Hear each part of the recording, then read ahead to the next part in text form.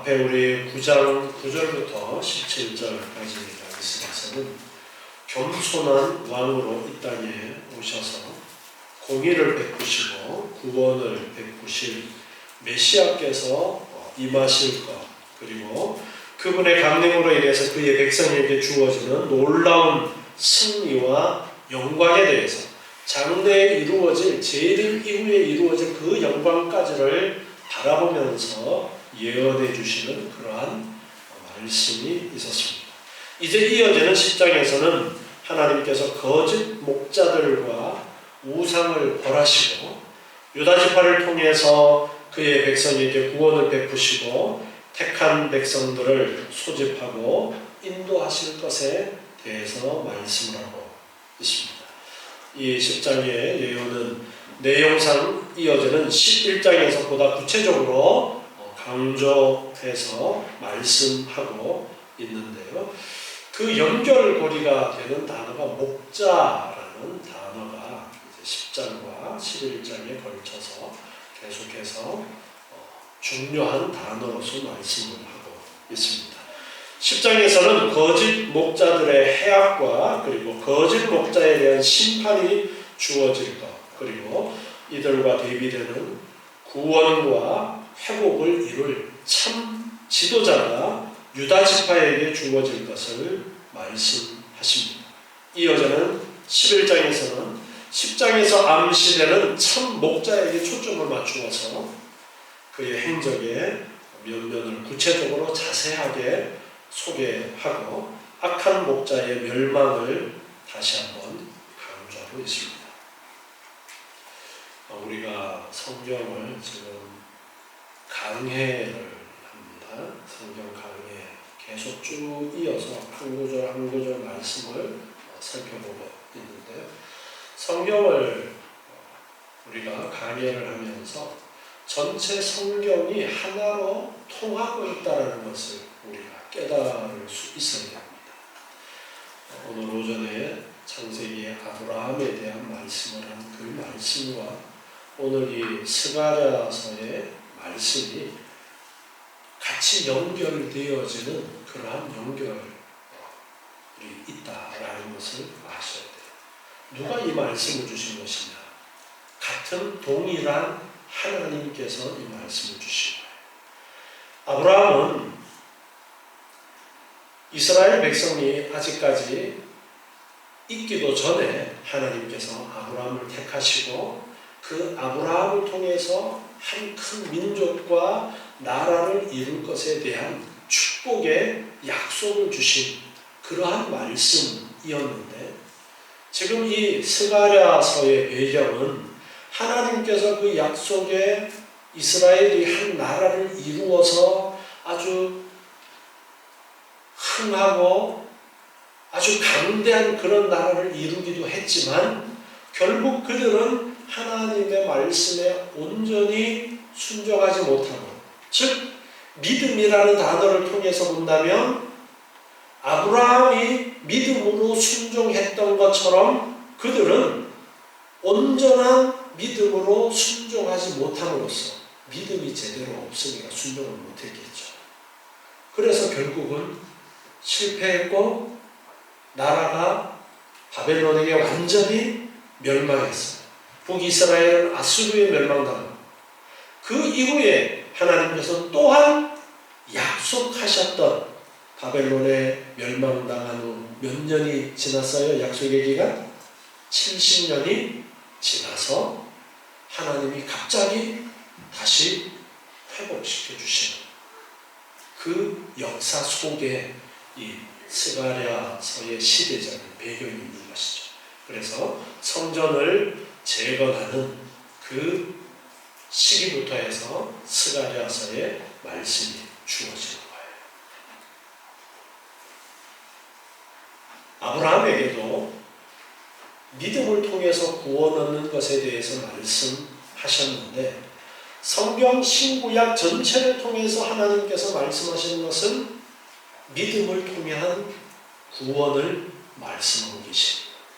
그래서 우리가 이사야서나 예레미야 선지서나 그 다른 선지서에서도 계속해서 말씀하실 때에 누구에 대한 언급을 자꾸 하시느냐 하면 예수님에 대한 언급을 자꾸 하는 거예요.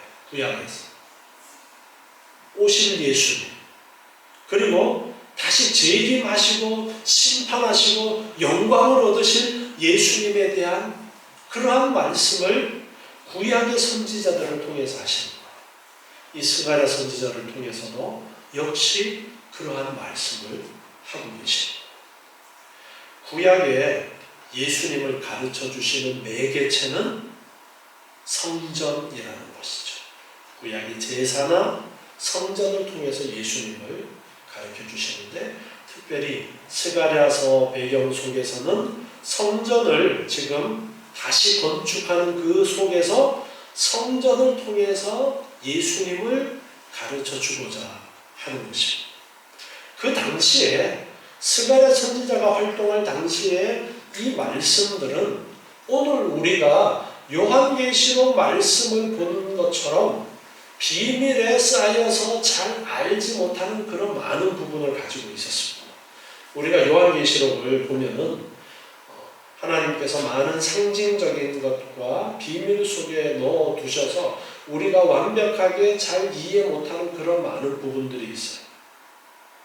구약에 이 스가랴 시대의 사람들도 예수님의 초림과 예수님의 재림에 대한 그러한 말씀을 하실 때에 잘 이해할 수 없는 비밀스러운 것이었어요. 그런데 우리는 어떻습니까?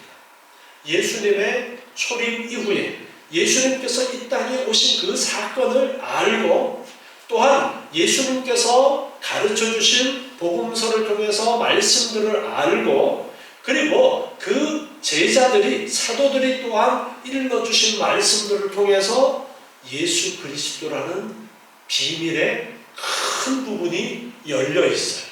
그래서 우리는 예수라는 그러한 열쇠를 가지고 이 구약을 보니까 이해하기가 훨씬 수월한 거예요. 구약의 성도들에 비하면 우리가 훨씬 더 하나님께서 우리에게 가르쳐 주시는 그러한 말씀들에 대해서 잘 이해할 수 있는 것입니다. 그런데 우리가 성경을 보면서 그 구절 하나만 보고, 그 성경 하나만 보고 그렇게 하면은 성경을 올바로 이해할 수가 없는 거예요. 그래서 오늘 이 스가랴서를 보면서도 성경 전체를 함께 연결시켜 나갈 수가 있어야 됩니다. 머리 아프죠? 그런데 결국 이것이 다 연결이 되어서 이해가 되어져야 우리가 신앙생활을 하는 데 있어서 바른 신앙생활을 할 수가 있는 거예요. 그렇지 않으면 장님이 코끼리 더듬는 것과 똑같은 그런 신앙생활을 할 수밖에 없습니다. 장님이 코끼리 코를 만지면서 코끼리는 뱀처럼 생겼다. 그 말이 맞아요? 틀려요? 네. 일부분은 맞고 전체로 봤을 때는 아니에요. 그렇지만 그 일부분 뱀 비슷하게 생긴 부분은 있죠. 그래서 우리가 성경을 제대로 이해하려면 성경 전체를 꿰뚫는 그러한 눈을 가질 수가 있어야 돼요. 그래서 말씀을 들으면서도 계속 다른 말씀하고 자꾸 연결을 시켜봐야 돼요. 우리 속담에 구슬이 서말이어도 뭐라 그래요? 꿰어야 보배다. 그래서 꿰어야 돼요.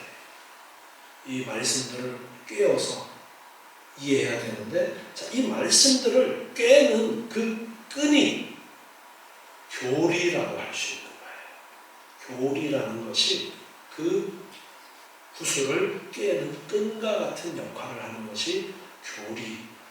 그래서 우리가 계속 그동안 교리를 배워온 것들이 바로 말씀들을 연결시키는 연결고리로서의 아주 중요한 그런 역할을 한다는 것을 알게 되었을 거예요.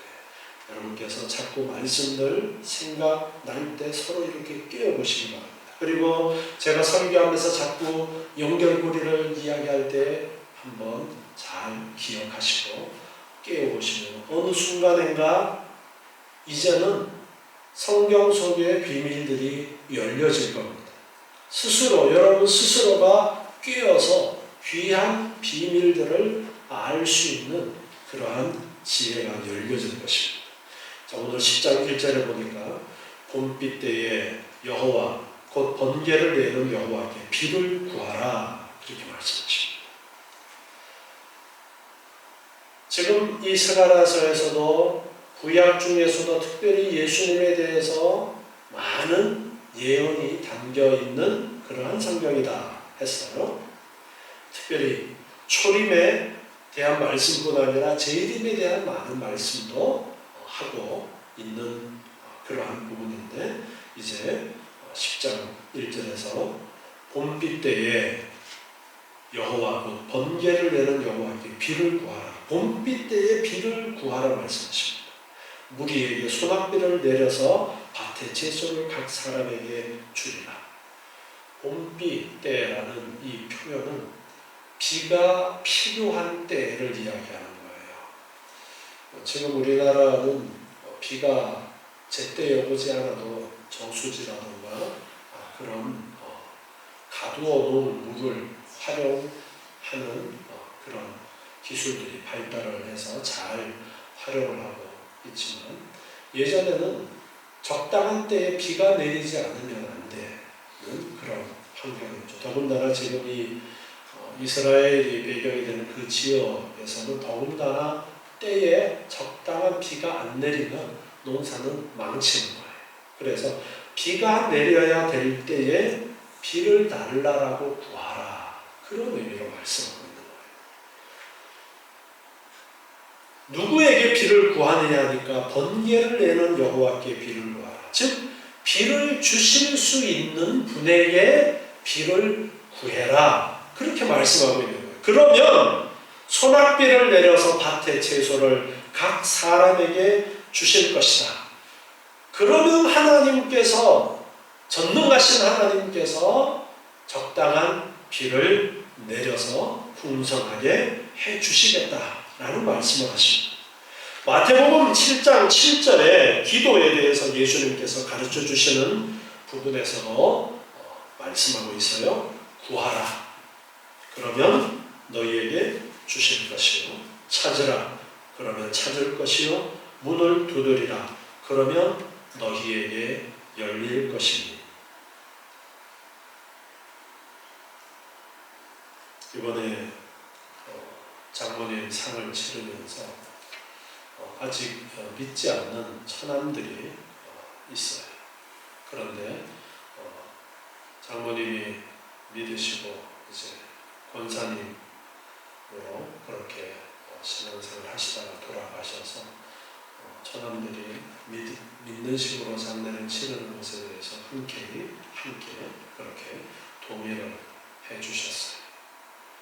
그리고 이제 장례를 잘 치르고 어제 사람들이 사무제라고 하잖아요. 이 사무라는 말은 유교 용어예요. 기독교 용어가 아니에요. 장례를 치르고 첫 번째 그날 제사를 드리는 것을 초우, 그리고 그 다음날 제사 드리는 것을 제우, 3일째 제사 드리는 것을 삼우라고 하는 거예요. 그러니까 이거는 유교의 제사를 이야기하는 거예요. 그런데 흔히 3일째 이렇게 묘지를 찾아가잖아요. 그래서 어제 묘지를 찾아가서 그 묘지에서 예배를 드리면서 이제 그런 이야기를 했습니다. 두 분 다 아버님, 어머님이 믿으시고 하늘나라 가셨는데, 하늘나라에서 무엇을 원하고 계실까라는 그러한 말씀을 하면서 제사 드리는 것도 원하지 아니하실 것이고, 신앙생활 잘 하다가 만나는 것을 원하시니까 제사도 드리지 않았으면 좋겠고 잘 믿었으면 좋겠다라는 이런 부탁의 말씀을 드렸더니, 끝나고 나서 한 사람이 우리 제사는 지내지 않아야 되겠지? 감사하게도 그렇게 말씀을 하시더라고요. 그런데 제가 이 말을 하려고 준비를 하면서 생각을 해보았어요.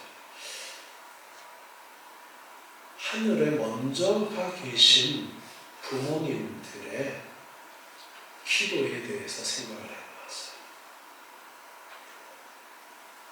부자와 나사로에 보면은 부자가 지옥에서 아브라함한테 부탁을 하잖아요. 그죠? 네. 고향에 있는 형제들한테 저 나사로 보내서 형제들이 이 지옥에 오지 않도록 좀 해달라. 그러면 천국에 계신 부모님들은 어떤 기도를 할까? 안 할까? 그냥 이 땅에 이런 신경 안 쓰는 것일까? 아니 지옥에 있는 사람이 신경 쓰는데 천국에 가 계신 부모님들이 이 땅의 자녀들에 대해서 관심이 없을까? 성경에 분명한 해답은 없지만 그렇게 생각을 해보니까 그래 천국에 가 계신 부모님들도 간절한 자녀에 대한 소망이 있지 않을까? 그렇다면 천국에서 우리를 위해서 자녀들을 위해서 기도하시는 부분이 있지 않을까? 그런데 천국에서 안 믿는 자식들 생각하면 걱정이 아니에요. 심히 걱정이 되겠죠. 제가 어제 가족들한테 걱정을 끼치지 않아야 되겠죠라고 이야기하면서 그것까지는 이야기를 안 했어요. 천국에는 뭐가 없어요? 걱정이 없잖아요. 그러니까 걱정하시겠어요? 안 하겠어요? 안 하신단 말이죠. 그런데 그러면 안 믿는 자식들 걱정이 염려가 돼요? 안 돼요? 염려가 될 것 같지 않아요?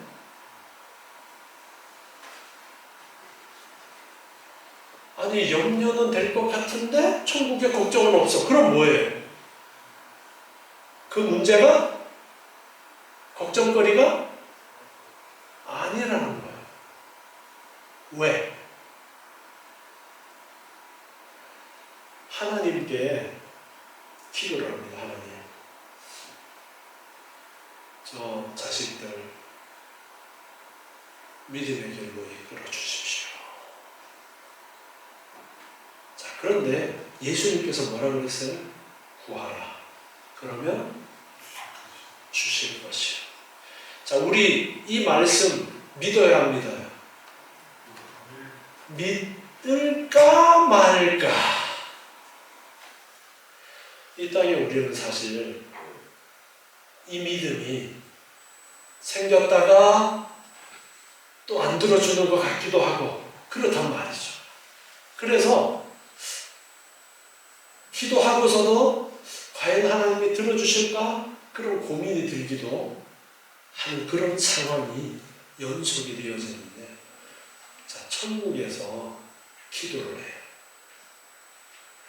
들어주실까 안 들어주실까 고민이 될까요? 안 될까요? 안 되는 것이죠. 왜요? 분명히 들어주실 것을 확신 가운데, 천국에서는 더 이상 의심이 없어요. 확신 가운데 있으니까 자녀들에 대한 염려를 하나님께 구하고는 근심 걱정 염려는 왜 하나님께서 내 기도를 들으시고 잘 이끌어 주실 것을 믿는 마음으로 계실 것이다 라는 그런 결론을 저 나름대로 내려보았습니다. 이 땅에서 살아가는 우리도 구하라. 그러면 주실 것이다. 이 말씀을 믿고 구한 것은 제가 그랬잖아요. 기도하는 것은 반드시 응답이 된다. 차단기가 좀 약해져서 자꾸 떨어지는 것 같아요. 자, 구한 것은 반드시 응답이 되어질 것을 믿으라 그랬죠. 그래서 하나님께서 들어주실 것이다 라고. 그런데 하나님의 응답은 내가 원하는 대로 되어야 응답이 아니라 내가 원하는 대로 되지 않아도 응답이라고 했어요. 내가 원하는 대로 되지 않아도. 하나님께서 내 기도를 들으셨으면 된 거예요. 들으셨으면 이미 하나님께서 내 기도에 응답이 약속이 되어져 있는 겁니다.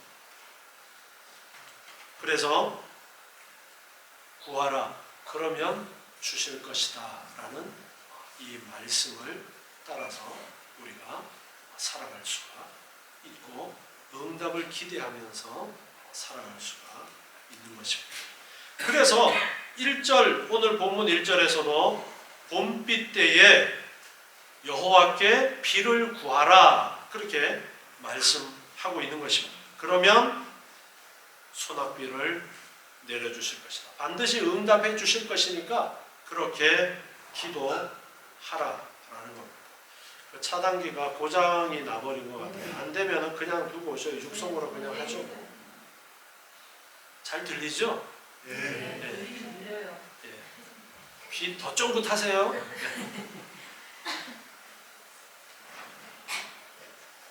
위에가 안 들리죠?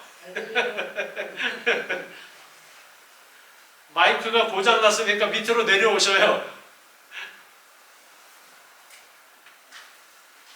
자, 2절에 보면 대저 드라빔은 허탄한 것을 말하며 복술자는 진실치 않은 것을 보고 거짓 꿈을 말한다.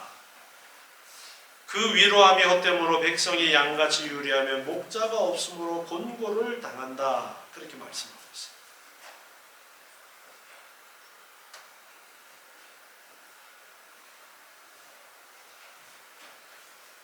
집사님 여기 긴 줄, 전기줄 긴 거 이쪽에서 저기 앰프로 한번 연결 좀 해놔볼래요? 몇 개 연결해서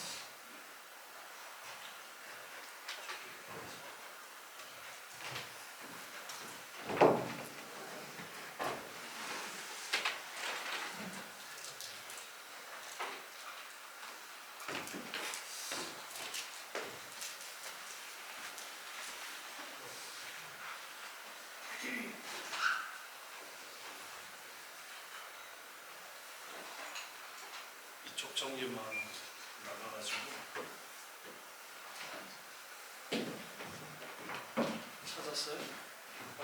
아까 소개 들어가가지고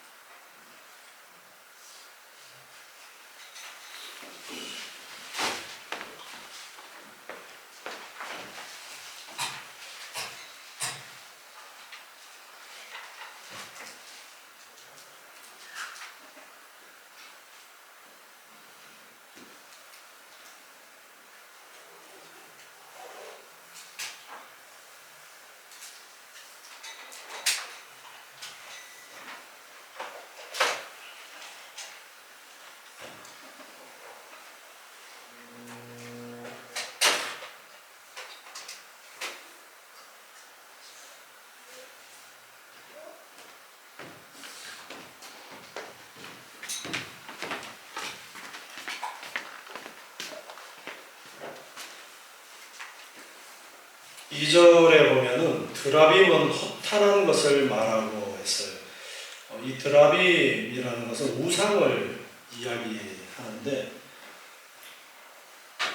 이 원어를 보면은 핫테라핌이라는 단어를 사용하고 있어요.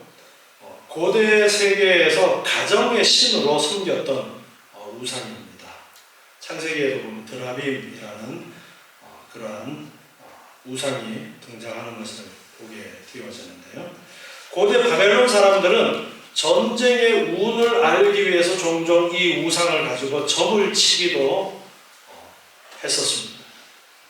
그리고 이 드라빔이 치료하는 그런 우상으로 섬기기도 했어요.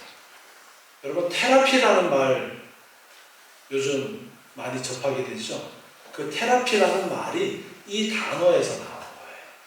이 드라빔의 핫테라핀이라는 이 원어에서 테라피라는 단어도 치료하는 그런 의미를 가진 그 단어는 여기에서 나온 건데요.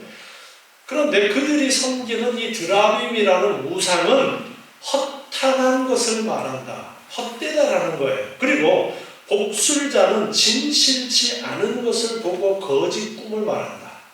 여기에 보다라는 이 단어는 하나님께서 계시를 보여주시거나 꿈을 보여주시거나 그럴 때 사용하는 단어예요. 그런데 진실치 않은 것을 보고 거짓 꿈을 말한다. 진짜로 하나님이 보여주신 꿈이 아닌데 하나님이 보여주신 꿈이라고 그렇게 말을 한다 라는 말씀을 지금 하고 있어요. 그러니까 가짜라는 것이죠.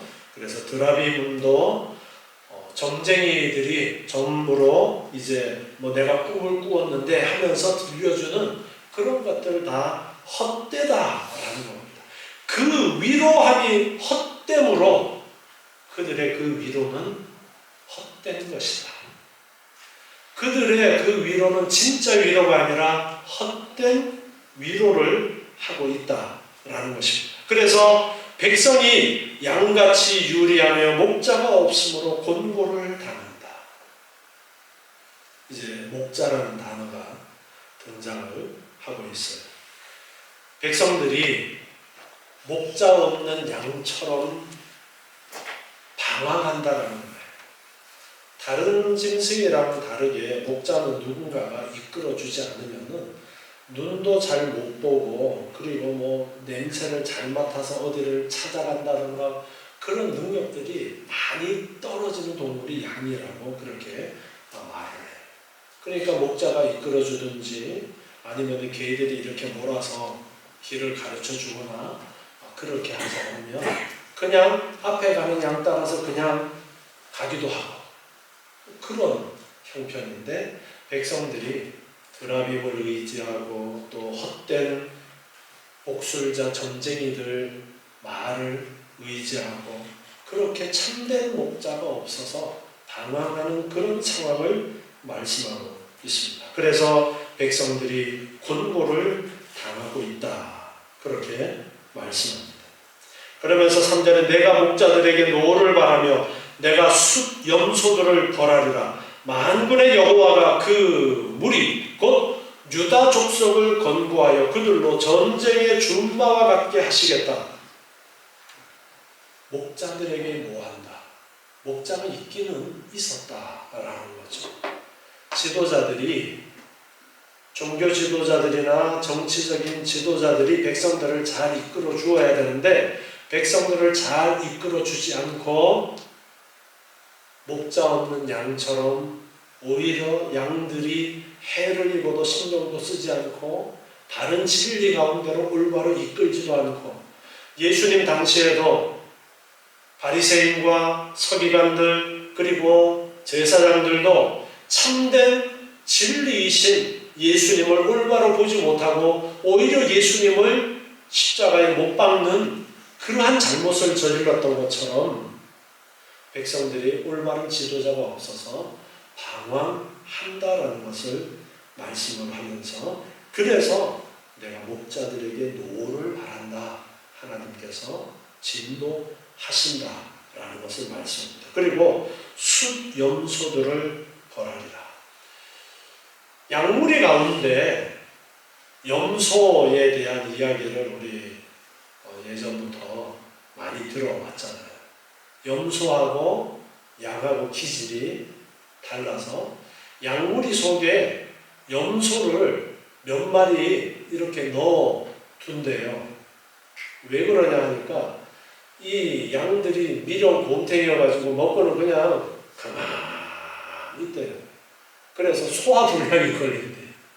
근데 염소의 주특기가 들이받는 게 주특기여서 염소가 자꾸 가서 양들을 귀찮게 하면 양들이 아우 귀찮어 다니면서 소화가 되도록 그래서 염소를 몇 마리 이렇게 섞어 놓는다 그러더라고요. 그런데 그 중에서도 염소 중에서도 순염소, 여러분 동물원 같은 데 보면은 염소 이렇게 우리에 보면은 염소들끼리 그냥 빡치기 팍팍 하고 그런 모습들 혹시 보셨는지 모르겠는데 염소 중에서도 순염소는 더 빡치기를 더 잘해서 더 괴롭히는 거예요. 그래서 백성들을 괴롭게 하는 그 지도자들이나 그 무리들을 상징적으로 지금 표현하는 것이 숫염소라는 겁니다. 그래서 그 제대로 올바로 인도하지 못하는 그 목자들과 그 백성들을 힘들게 하는 숫염소를 하나님께서 벌하신다라는 말씀을 합니다. 그리고서는 유다 족속을 건고해서 그들로 전쟁의 준마와 같이 하시겠다. 전쟁에 나가서 당시에 가장 큰 무기는 말과 그리고 병거, 이것이 큰 무기인데 전쟁터에 나아가서 아주 잘 싸울 수 있는 그 말과 같이 그렇게 해주십니다. 염소, 들이받는 염소, 그리고 염소한테 들이받치는 양, 그게 하나님의 백성들의 그런 연약한 모습인데 하나님께서 그 연약한 백성들을 어떻게 해주시겠다는 거예요? 준마처럼 잘 훈련된 훌륭한 말처럼 해주시겠다. 그러니까 염소도 이제 끽소리 못하는 그런 형편이 되도록 그렇게 해주시겠다. 그 말씀을 하고 있습니다.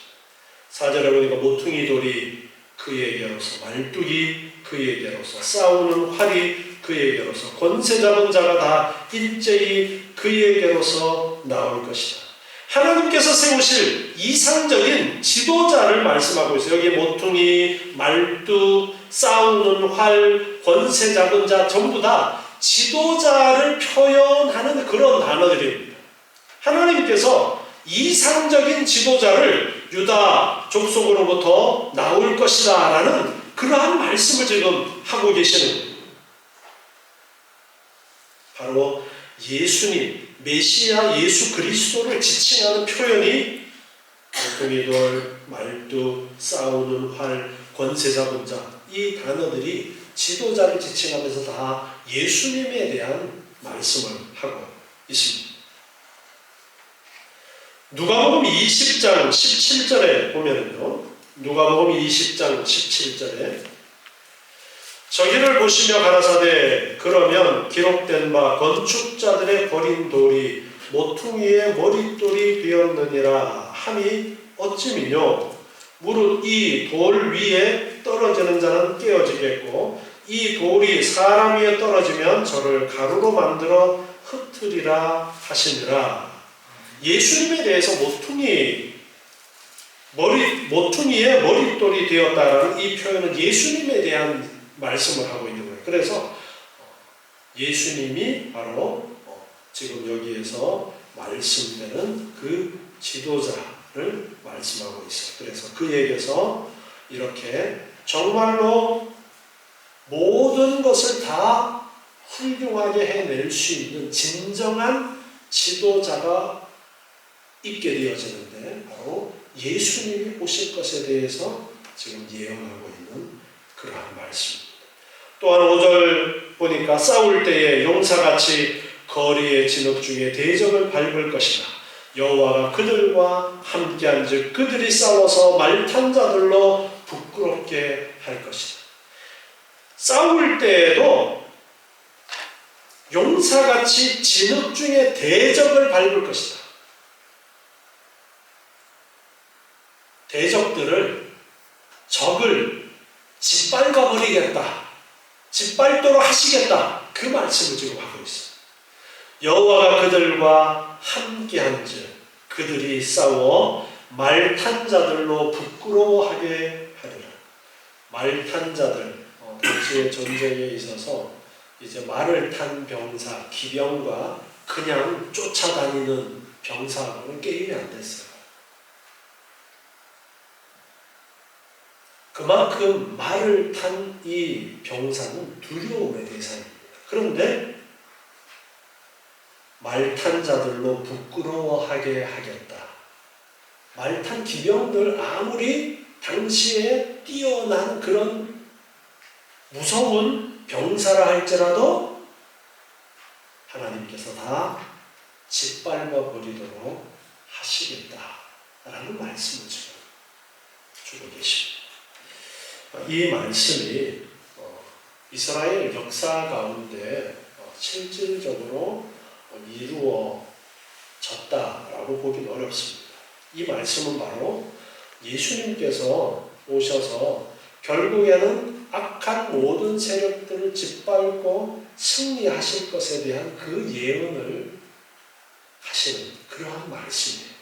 그래서 예수님께서 재림 때에 되면 그 모든 것이 온전하게 다 드러나고 이루어지게 되는 말씀이에요. 그런데 우리는 지금 그렇게 보면서 이 말씀을 이해하지만 당시에 이 스가랴 선지자를 통해서 이 말씀을 들었을 때 구약의 백성들은 어땠을까 한번 생각을 해보면 그들은 실제로 이런 훌륭한 지도자가 세워져서 예전에 다윗이나 솔로몬 때의 그 영광을 생각을 했을 거예요. 그런데 하나님께서 지금 계획하시는 바는 사람의 생각처럼 그런 것이 아니라 하나님께서 오히려 다윗도 실패했고 솔로몬도 하나님 앞에서는 다 실패한 그런 지도자들. 그런데 예수 그리스도를 세워서 하나님의 귀한 뜻을 이루시겠다. 그 말씀을 지금 하고 있는 것입니다. 이처럼 하나님께서 어떤 분이신가에 대해서 우리가 올바로 알아야 됩니다. 하나님이 어떤 분인가 올바로 알고 그리고 성경 말씀을 통해서 하나님께서 우리에게 말씀하시는 것, 성경을 통해서 우리에게 말씀하시는 하나님의 의도가 무엇인가 그걸 우리가 깨달을 수 있어야 되겠습니다. 앞에서도 비를 구하라. 하나님 앞에 기도하고 하나님을 의지하고 믿음으로 살아가라. 그러면 하나님께서 결국 다 계획을 갖고 계시다.